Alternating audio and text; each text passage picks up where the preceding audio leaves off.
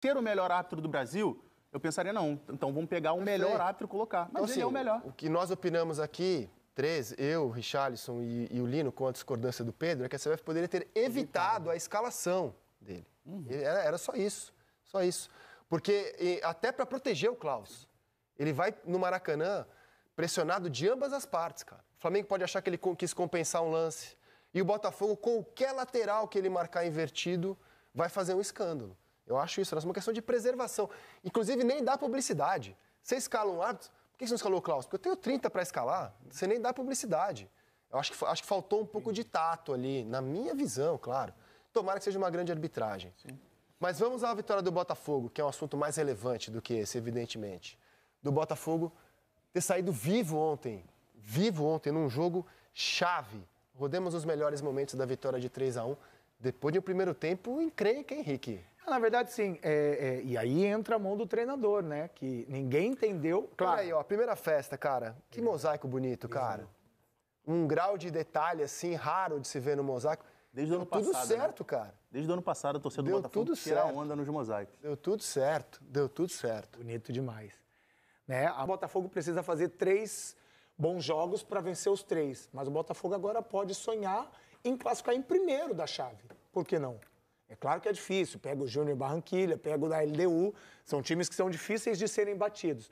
Mas é uma vitória convincente. Isso que eu acho que é importante. Eu estive lá no Hilton Santos no jogo contra o Atlético Goianiense. Eu lembro que conversando com alguns torcedores eu até falava isso, que era uma sequência boa para o Botafogo antes do jogo contra o Flamengo, porque eram 3 jogos onde o Botafogo claramente, primeiro jogaria em casa e segundo era a equipe superior tecnicamente, tanto diante de Universitário, Atlético Goianiense quanto Juventude.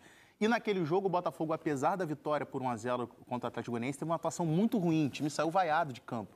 Então, só que logo em seguida teve uma resposta muito positiva contra o Juventude e eu acho que o jogo de ontem também acho que faz com que tenha novamente, de certa forma, essa união, essa convergência do torcedor com o time para um jogo importantíssimo, clássico, contra o Flamengo. O primeiro tempo ontem foi um pouco abaixo do Botafogo.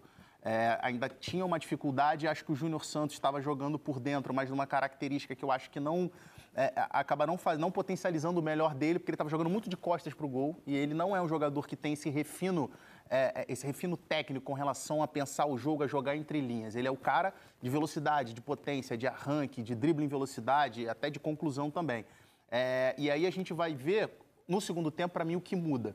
O Eduardo, ele passa, jogando nesse 4-4-2, mas o Eduardo passa a fazer uma movimentação muito mais de voltar para 6,5, arrastar o defensor para criar esse espaço para o Júnior Santos fazer essa diagonal curta que ele faz muito bem. E a partir daí o que o Botafogo consegue ir criando as principais oportunidades. O gol do Luiz Henrique ontem também acho que foi muito importante com relação à questão de confiança, porque é um jogador de qualidade técnica, dos melhores que o Botafogo tem no elenco.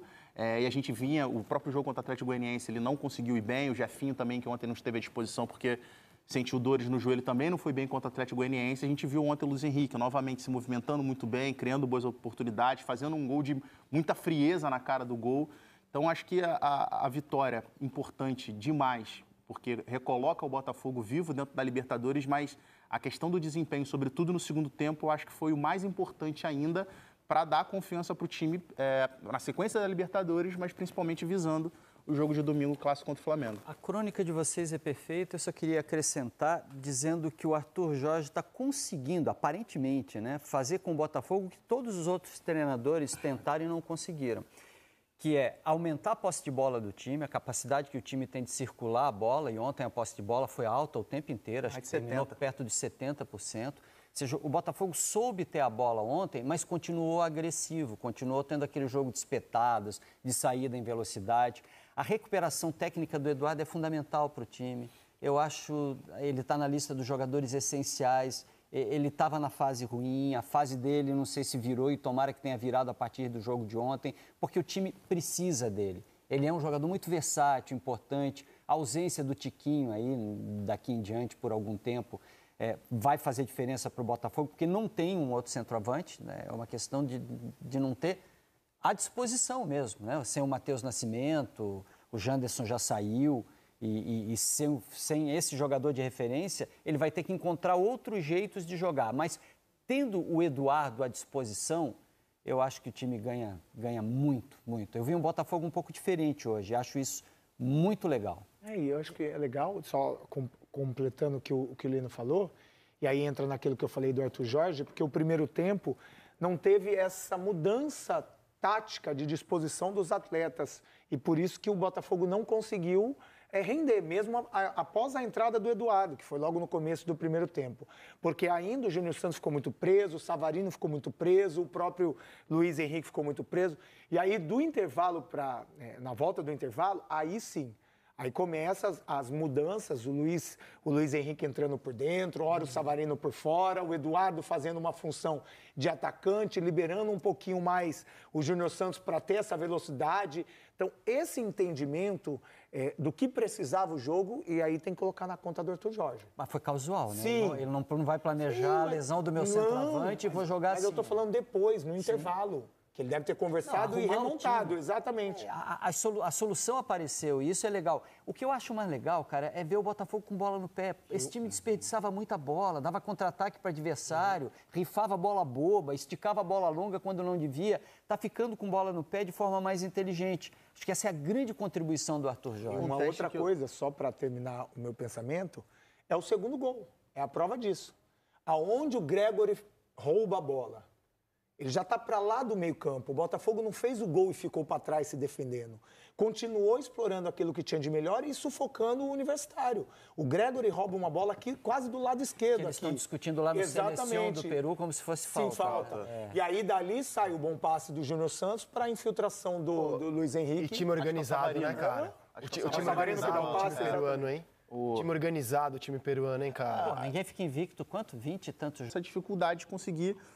principalmente trabalhar entre linhas. Eu acho que tem muito a ver a mudança de posicionamento do Eduardo, que acho que potencializa. Algo que eu gostaria de ver como questão de mudança de posicionamento é o Júnior Santos invertendo de lado com o Savarino. O Júnior Santos mais aberto pela esquerda e o Savarino talvez mais por dentro junto com o Eduardo. Porque eu acho que são dois jogadores que têm mais capacidade de trabalhar no entrelinhas. Mas nessa linha de 4 agora, é praticamente uma linha de 4 o Botafogo. Ou pelo menos o time da largada era praticamente uma linha de 4 à frente, com os dois volantes. 2-4-2. E uma linha de praticamente 4 atacantes. Contra o Flamengo isso dá água. Se não tiver meio campo, se não tiver mais estruturado... O Danilo, o Barbosa com S, ficou no banco ontem e fez um partidaço no jogo anterior do Botafogo, fazendo gol e tudo. No meio campo. Não sei se nesse jogo contra o Flamengo o Botafogo não vai ter que mudar muita coisa a partir do jeito de jogar do adversário também. Acho que possivelmente ele entra com 3 volantes para segurar um pouquinho mais com o Eduardo e 2 flutuando. Talvez ele até poupe um pouquinho o Luiz Henrique, que está voltando, deixa só o Júnior Santos com o Savarino e o Eduardo já entrando como esse central. Você acha que é jogo para poupar alguém? Não, poupar que eu estou dizendo assim, porque que é questão de intensidade, o Luiz Henrique novamente saiu ontem por causa disso, do desgaste, para não desgastar. Mas não vai ter o Tiquinho, aí você tem Luiz Henrique... É o Eduardo, esse enganche. 3 volantes com o Eduardo no losango e Júnior Santos e Savarino. Eu entraria assim, para não tomar tanto sufoco do Flamengo, porque realmente se ele jogar nessa linha do 4-2-4... vai dar água. Eu vou te falar. Agora, a gente Confesso que eu não sei exatamente qual foi a lesão que ele teve. Vai começar maio agora, é uma carência que o Botafogo precisa correr atrás. Aqui estão as opções ofensivas que o Botafogo tem para suprir a ausência do Tiquinho. Ontem foi o Eduardo, ele vendeu o Janderson, então ele não tem aquele reserva imediato. O Eduardo foi o jogador que entrou ontem. O Oscar Romero é um meia que pode entrar no time e você colocar um atacante numa função que hoje desempenha o Tiquinho, de referência. Aí você tem o Diego Hernandes, o Jacob Montes, o Savarino, o Luiz Henrique, Júnior Santos, Jefinho, o Matheus Nascimento, que está machucado, e o Yarlen. Ou seja, jogador da característica do Tiquinho, não tem. O Eduardo talvez seja o que mais se aproxima mesmo. Mas fazendo... Mas não pra jogar linha, né? fazendo uma movimentação... Já jogou, né? Já jogou e não jogou bem. Já jogou. Jogou e talvez... contra o América no passado e jogou bem, cara. Contra o Bahia a má também, fase dele começa também quando começam a mudar muito ele. O lugar Mas qual a do Eduardo... escolha? Sem o Tiquinho. A escolha é o Eduardo, só que não de costas, não como centroavante. O Eduardo um pouco recuado e dupla de ataque.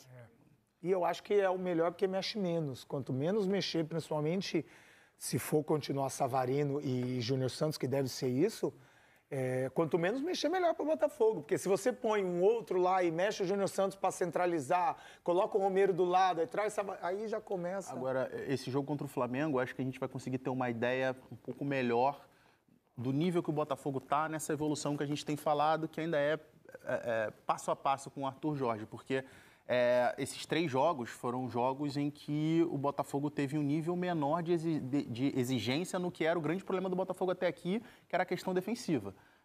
Universitário, Juventude, Atlético Goianiense, com todo respeito, mas não tem o nível de qualidade técnica que o Flamengo tem, principalmente no setor ofensivo. Então, acho que esse jogo é o jogo onde a gente vai conseguir ter uma análise realmente mais fiel do estágio que esse time do Botafogo E o Botafogo volta ao adversário que, no meu entendimento, foi responsável por todo o inferno astral vivido, o início do inferno astral, porque a partir daquela derrota com o Bruno Lage, a primeira em casa em todo o campeonato, que o Botafogo começa a surtar. E que foi um jogaço onde o Botafogo jogou bem, poderia ter vencido o jogo. A começar pelo Bruno Lage, que decide entregar o cargo, do nada, o vivaço, naquele sábado, e depois pela queda do time. Eu queria voltar à situação do Klaus. Isso é uma lenda urbana. Peço o qual? Isso do que foi contra o Flamengo. A derrocada do Botafogo foi o jogo do Palmeiras, cara. Aquilo ali destruiu.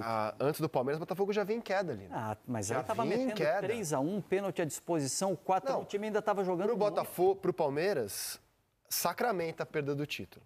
Mas pro Flamengo começa a queda mental, assim, o espiral mental do Botafogo começa o espiral mental é a partir dali, cara. A primeira derrota